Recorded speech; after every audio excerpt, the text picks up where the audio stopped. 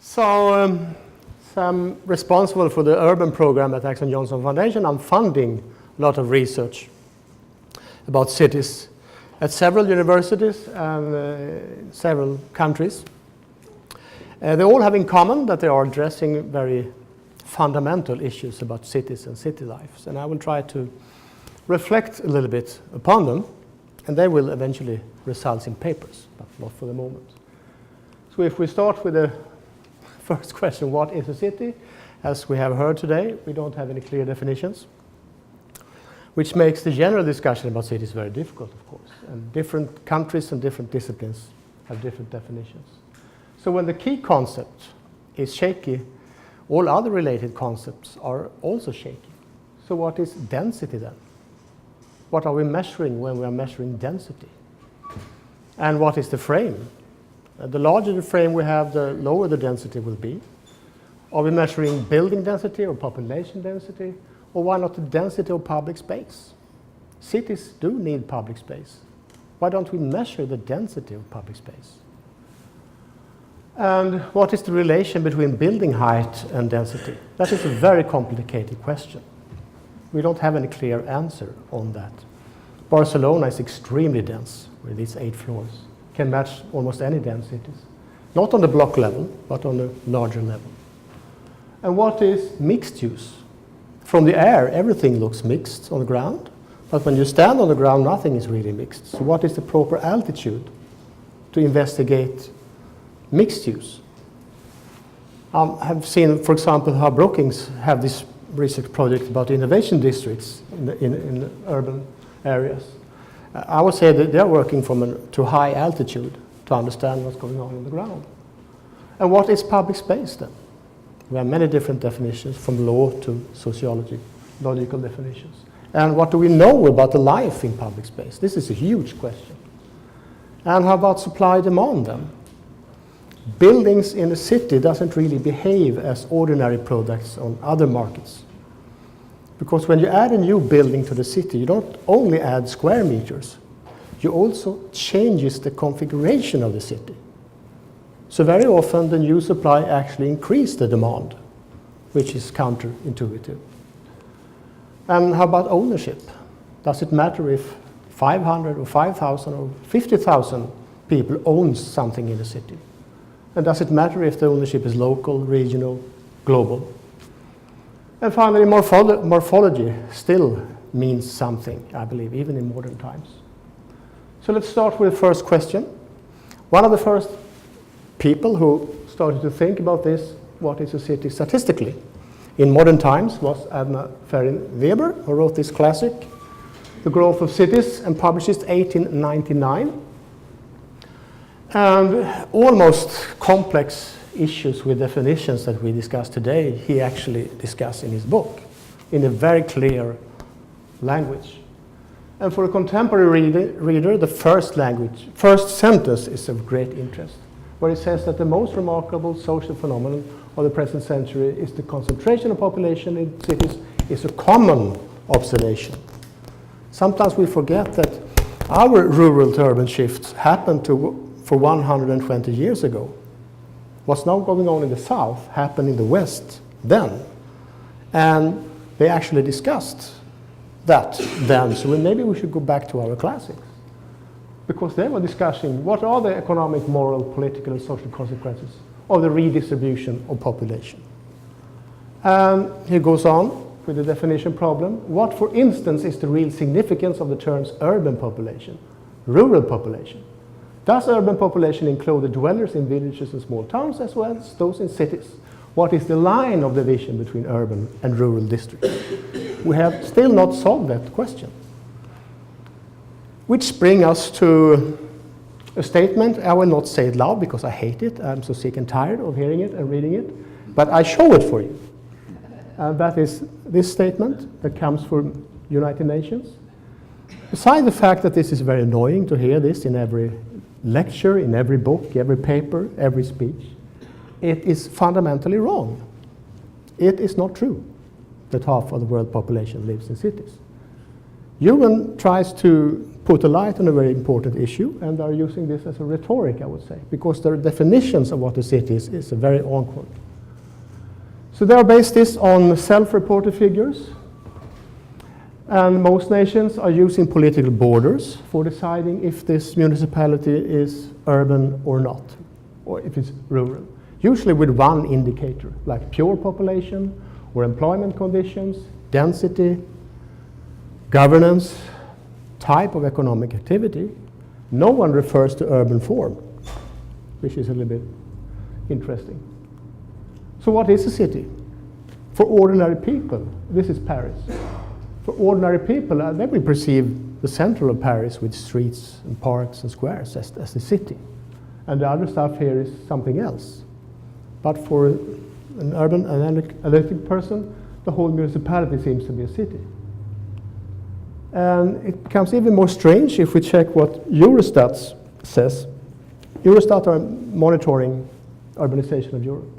And according to them, these nice historical towns or cities in Sweden, once one of the biggest, they are still very lively. They have very good and fine public life. They are categorized as rural areas. While these new towns, Gällivare and Kiruna, that doesn't really have public life, are categorized as urban. Okay? And it depends on where you draw the line. And that brings us to Stockholm. We have 2.4 million people living in metropolis of Stockholm. And you might wonder how many of them lives in a traditional city with mixed use and public life, and how many are living in other type of zone agglomerations. Turns out that 7% lives in a city structure where you have public life. Unfortunately, a lot of the rich middle class likes to live here, so they are pressuring out the poor ones. And that is tragic, because I would say poor people have better use for this type of structure than rich people. It's of course very nice to live here, but poor people can have more life opportunities in such a structure, I would claim. So this is a map of urbanization settlements in Sweden. We have 10 million inhabitants. We are officially urbanized to 84%. 2.5 million are living in settlements from 200 to 10,000, these types of small settlements. Most of them are deader than the dead suburbs, so they're not really urban. Okay? Some of them are urban because they have tourists. So in a way, there's a huge potential in these settlements if they fix their public spaces so it becomes attractive for visitors. Anyhow, I'm not the only one who criticized the UN statistics.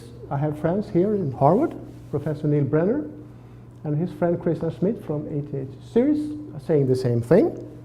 The wildly divergent criteria of urbanity used by national census bureaus, etc., have profoundly, you say skewed in English? Yeah.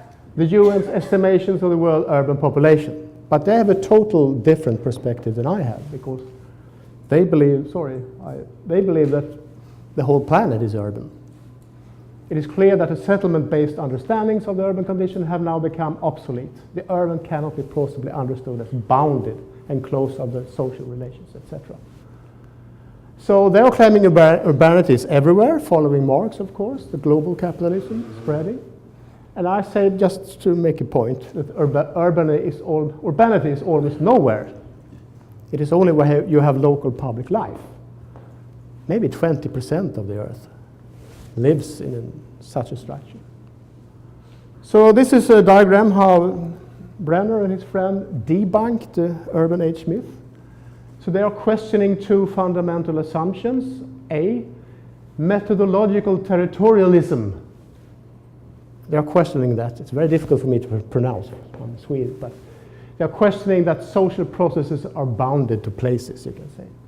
And they're also questioning urbanization as a concentration.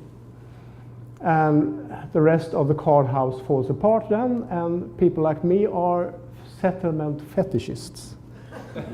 Because we believe they have a significance, and also questioning the urban-rural opposition, etc. The weak point in their criticism is the term social processes. What do they mean with that? It's also very abstract. So depending on perspective on social processes, we can give them right or wrong, I would say. Anyhow, this idea that urbanity is spreading around the world is not new. Our friend Edna Weber told it long ago. Cities have torn down the fortifications, which separated them from the open country, while the railways and newspaper press caused the spread of the ideas originating in the cities and lifted people of the rural districts out of a state of mental stagnation. Brilliant. Louis Wirth, or Wirth, however you say in English, said the same thing in his famous paper, that the technological developments have enormously extended the urban mode of living beyond the confines of the city itself. Other contemporary papers saying the same thing. Rural communities have become socially urbanized, and rural areas intensify and differences are reducing. So, we have those different ideas of what is happening. I would claim that, of course, global capitalism transforms the world, but economy is not everything. We also have social life, psychological life, social interaction. Of course, it makes a difference if you live in a rural setting, in a hamlet, a village, sprawled town, or a city. And if the hamlet has an urban form, as they have in Tuscany, where you have a public square and a cafe and a bar, and you have visitors, I would say that they are actually urban. So urban is, for me, not only about size, it's also about form, morphology. So if you just could expand the global classification system to two more categories, rural, semi-urban, and urban. If we do that on a big scale, I think we will find something interesting. Anyhow, density then. Weber brings this up, of course, a very clever guy, to say that the average number of persons to the square kilometer in the province of Brandenburg, including the city of Berlin, is 112, is to give a ratio that is true neither of the rural part of the province nor of Berlin itself. Average statistics is very problematic. So where do we draw the line when we are measuring stuff? The city core, the metropolis, or the whole economic sphere that sort of orbits around a bigger city? Which brings us to density. If we look at the metropolis level, you know, I guess you have read about it, that Los Angeles is much denser than New York because it has much denser suburbs. Of course, New York has a fantastic core with public transportation, etc., etc. But if you look at the world from life opportunities, if you have a small player with little money and want to start to do something, maybe it's easier to come in here when you have a topography of land prices. So building height then. This is a very problematic issue. The density of Manhattan, when it comes to population, is about the same as Paris. How is that possible? Paris don't have any skyscrapers. Well, the key thing here is that Paris back alleys are much more narrow than the back alleys in New York, Manhattan. But on the other hand, the Paris back alleys are much more nicer, I must say. So, and how about the density of public space? According to the United Nations, if we can trust them, the percentage of public space is decreasing. They're checking this with satellite photos. So they're expecting overcrowding in some areas. So we don't build enough public space when we are building cities. And how about public space and its users? Well, in the north, we have two problems. We have abandonment of public space and hyper-commercialization of public space. And in the south, we have the problem we have building the 60s again, where we just focus on the building and not on the public space. And we, of course, have the informal settlements. And they have an enormous lack, 5 minutes, of public space. But they have a very strong public life, however. I speed up here. But public space is not what it seems to be, to paraphrase Twin Peaks. It depends on who you are. The ABC people, that's you, middle-class professionals. You don't really hang out in the city, statistically. You're moving between different destinations. You're moving through space, A, B, and C, and then to Caribbean or whatever. But other people are dependent on public space. They hang out here. This is, by the way, one of the best public spaces in the world, Union Square in Manhattan, with a very strong local presence and visitors. Seniors, lonely people, teenagers, unemployed, immigrants, undesirable, small entrepreneurs, they are dependent of public space in a way that you are not. And they are competing with the tourists. Many cities planning for having increase of tourism, which push up these people. We don't plan for them. But they are populating our public spaces and make them nice. Public space is also about life chances. In Africa, 30-40% of the people are living as street vendors. And they sleep here during the very hot hours during the day. Or you say life opportunities in English. Sorry for the Swedish. Supply them on them. Many big cities are expensive despite the continued supply of dwellings. Can it be that new supply for some reasons unleash further demand? Yes, it can. This is a new project outside Stockholm called Kungsholms Nordvästra Strand, and it was planned and discussed during a long time, and of course you create some kind of anticipation value here. Create a market for this project. And then when it came out on the market very quickly, you also can see a Galleria effect. The search costs are going down because you have so many things to choose between in a very limited space. And you have a content effect when people moves in with money. When the middle class moves in, they're spending the money and makes the place more nice. And you get a new configuration of the space or place and more amenities. So the effect of these 5,000 dwellings, 20,000 people, 15,000 workplaces is higher prices, not lower prices. So if the new building alters the urban system in a positive way, prices might go up. That is my reflection. 1 minute? 2 minutes? 2. Perfect. Morphology then. This is Hornsgatan in Stockholm. Very nice main street, not a shopping street. Broad main street, many different types of activities. Here you have 64 entrepreneurs that are so small that they are standing in the shops by themselves. And they relate to the customers in another way than employed people do. And they know all the people in the houses where the premises are located, they know each other, they're public figures. If you're a lonely person living here, it's very good to have them, because that's people you can relate to. So they have a value that goes beyond the turnover. And their presence is conditioned by the urban fabric. It was planned to turn down this street in the 60s and replace this with this type of structures. We actually built these types of structures in Stockholm, but not there. But the current pattern is to have 2 properties on the block. So we have moved forward. If we continue with this progression, we will maybe have 4 or 5 in the future.